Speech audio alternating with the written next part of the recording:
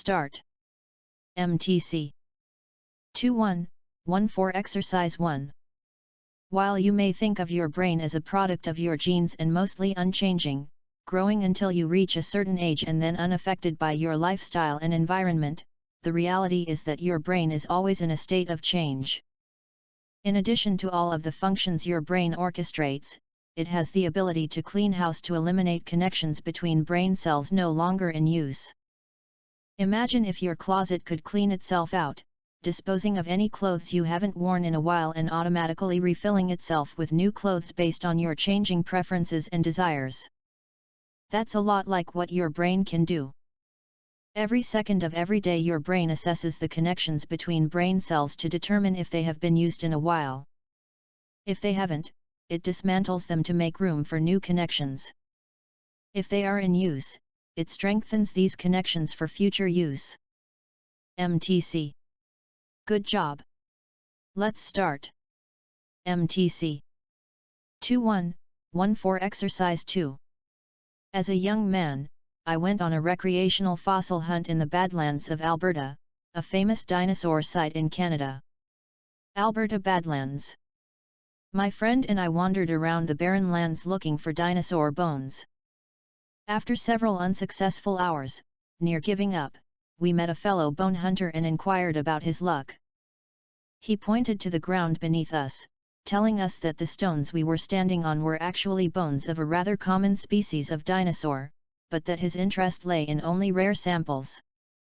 Stunned, we looked down at what we thought were merely common rocks, loosely embedded in the weathered soil. He reached down, grasped one of the loose stones, rolled it around in his fingers as he examined it and said, "This looks like part of a rib from an Edmontosaurus." Edmontosaurus. Now that a clearer idea of what to look for emerged, our hunting improved measurably. MTC. Good job. Let's start. MTC 2114 Exercise 3. Our beliefs about food affect not only the choices we make, but also our biology.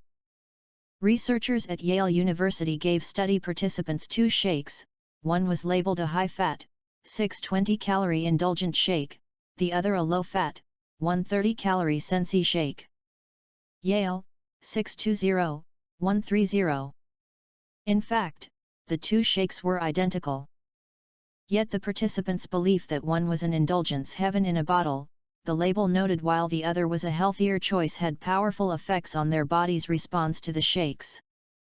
Levels of ghrelin, a hormone that stimulates appetite, rose steeply in anticipation of drinking the indulgent shake and then fell sharply afterward, indicating that the drink was satisfying. With the sensible shake, ghrelin levels stayed relatively flat or rose only slightly in anticipation, and they did not fall steeply afterward, indicating that the drink was not satisfying. The shake contents were the same, but participants' beliefs changed their appetite regulation hormones. MTC. Good job. Let's start. MTC 2114 Exercise 4.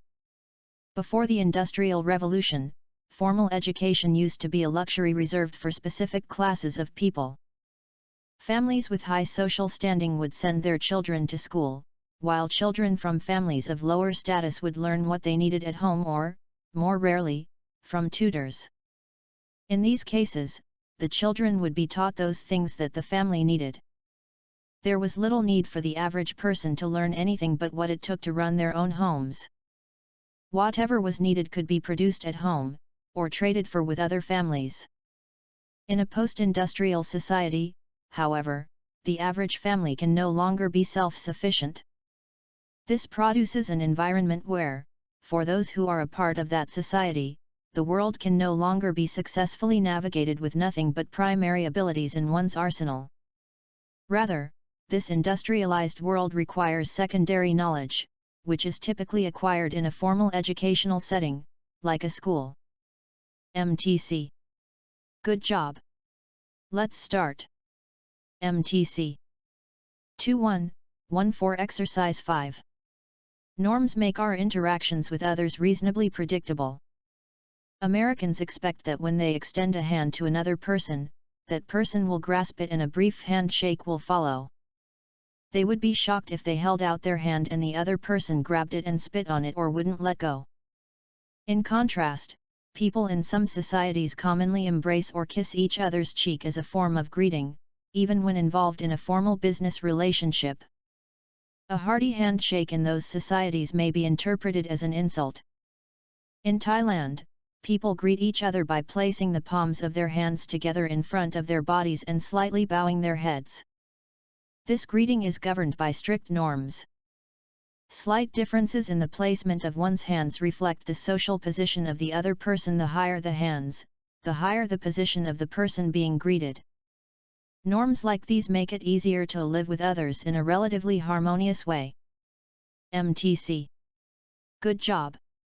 Let's start. MTC 2114 Exercise 6. Harvard's Nicholas Christakis says that when you take a bird's-eye view of humans through the prism of social networks, the picture of both the individual and the group changes. Harvard Nicholas Christakis. He draws the analogy with graphite and diamonds.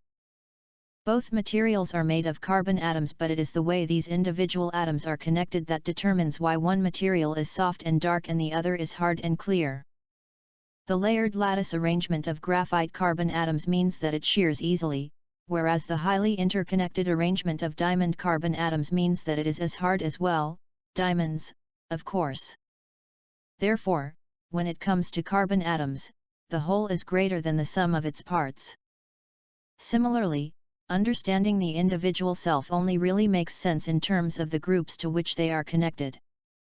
To extend the carbon metaphor, when we are well connected, we are more resilient because there is safety and strength in numbers. Alone, we are more vulnerable and weaker. MTC. Good job. Let's start. MTC 2114 Exercise 7. Just as people do not stand idly by and let random situations happen to them, so social situations do not let every person enter them. The choice between West Point and Berkeley is only available to students who performed well in high school and on college entrance exams. West Point, Berkeley. For many situations, a person needs certain characteristics to enter. The high school freshman who is taller than average may be recruited for basketball training, for example, whereas a friend who is better than average at mathematics and sciences may be recruited for honors classes. 1.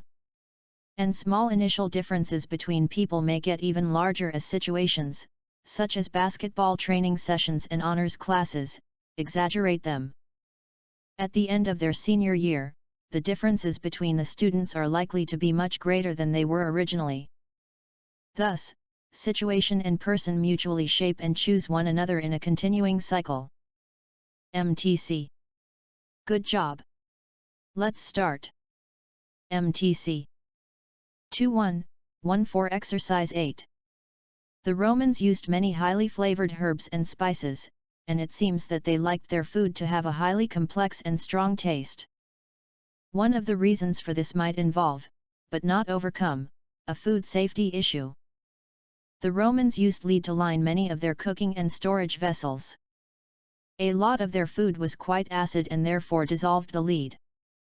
It is clear from studies on Roman bones that they had a high body burden of lead, and indeed many of them must have been suffering from chronic lead poisoning. One of the symptoms of lead poisoning is altered taste, often with a metallic taste in the mouth. Perhaps they tried to disguise the metallic taste with strong herbs and spices, or perhaps their sense of taste was so poor due to lead poisoning that the only way that they could taste anything was to make it incredibly highly flavored. Their desire for highly spiced food, for whatever reason, had a good knock-on effect. Many herbs and spices contain antibacterial chemicals, and so their inclusion at high concentrations in Roman food probably reduced pathogen levels. MTC. Good job.